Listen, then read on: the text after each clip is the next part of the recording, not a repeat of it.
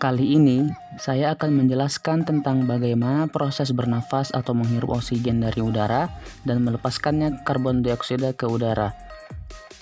Pada manusia, organ utama pada sistem pernafasan terletak di dalam rongga dada.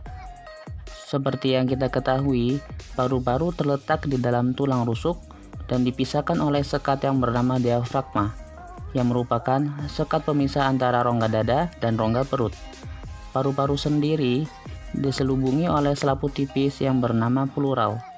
Paru-paru kanan terdiri dari 3 bagian atau lobus, yaitu lobus superior, lobus medialis, dan lobus inferior. Sedangkan paru-paru kiri ukurannya lebih kecil dari paru-paru kanan, dan bagiannya hanya 2, yaitu lobus superior dan lobus inferior. Kemudian, ada bagian yang dinamakan bronkus. Bronkus merupakan percabangan dari trakea yang menuju paru-paru kanan dan paru-paru kiri. Pada trakea terdapat cincin tulang rawan yang berfungsi mempertahankan bentuk pipa dari trakea.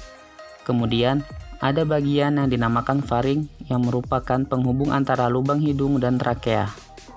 Pada saat bernafas, molekul oksigen akan masuk melewati lubang hidung yang akan menuju paru-paru, melewati faring, kemudian trakea, dan akan diteruskan ke paru-paru melewati bronkus.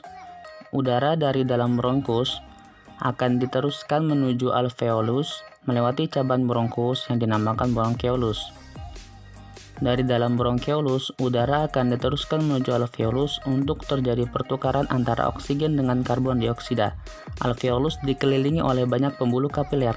Alveolus terdiri dari ruangan-ruangan kecil yang dinamakan ruangan alveolus. Di dalam ruangan alveolus terdapat banyak pori-pori.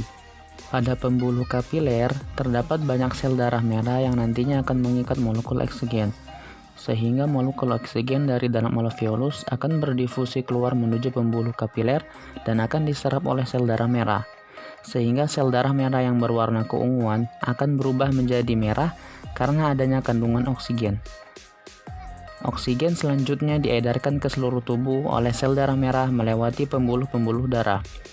Sedangkan molekul karbon dioksida akan berdifusi ke dalam alveolus dan akan berkumpul di dalam ruangan alveolus. Kemudian, karbon dioksida akan dikeluarkan keluar tubuh melewati cabang bronkus yaitu bronkeolus, kemudian melewati bronkus,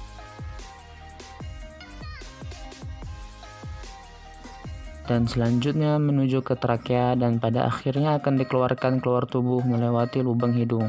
Proses menghirup udara dari luar atau menghirup oksigen dinamakan dengan proses inspirasi, di mana otot diafragma berelaksasi sehingga udara dari luar masuk ke dalam tubuh ke dalam paru-paru, dan kemudian terjadi pertukaran antara oksigen dengan karbon dioksida di alveolus. Kemudian proses ekspirasi, yang mana otot diafragma berkontraksi sehingga udara yang kaya karbon dioksida dari dalam tubuh dikeluarkan melewati lubang hidung untuk keluar dari tubuh. Proses inspirasi dan ekspirasi inilah yang kita sebut dengan proses respirasi. Jadi, begitulah cara kerja sistem respirasi di dalam tubuh kita. Terima kasih.